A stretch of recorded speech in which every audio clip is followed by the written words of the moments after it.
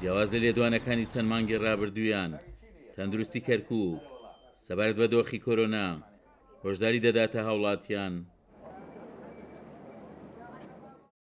بە پێی دوایین لێدوانی دکتۆر نەبیل حەمدی بەڕێوەبەری گشتی تەندروستی کەرکووک دۆخی کۆرۆنا لە پارێزگای کەرکووک مەترسیدارە. بشكل عام وضع الوبائي في كركوك وضع لا يبشر بخير.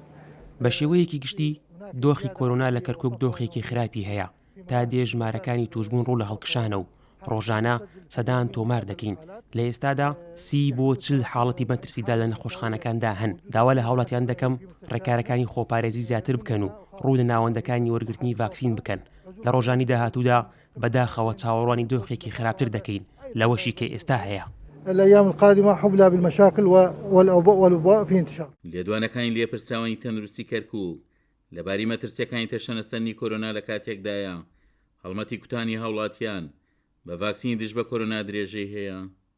لە 100,000 توشبوون زیادی کردووە و لە گیان لە دەزانی زۆر زیادی کردووە. ئێمە ڕۆژانە دوان سییان ڕۆژ هەیەگەێتە 5 نەخۆشمان گیان لە دەسەدا لەم پارێزگایە.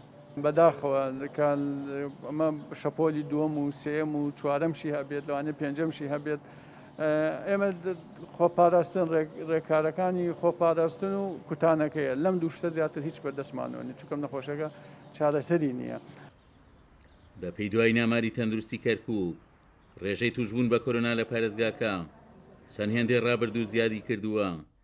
زیادبوونی حاڵەتەکانی توشبوون هاوکات لەگەڵ هەڵکشانی مردن لەو فاکتەرانە تەندروستی کەرکووک داوا لە هاوڵاتیان دەکات خۆیان بپارێزن و هەنگاوێکیش لە خۆکوتان بە ڤاکسینەکە نزیک ببنەوە. عومەر غەریب، کورسات نیوز، کەرکووک.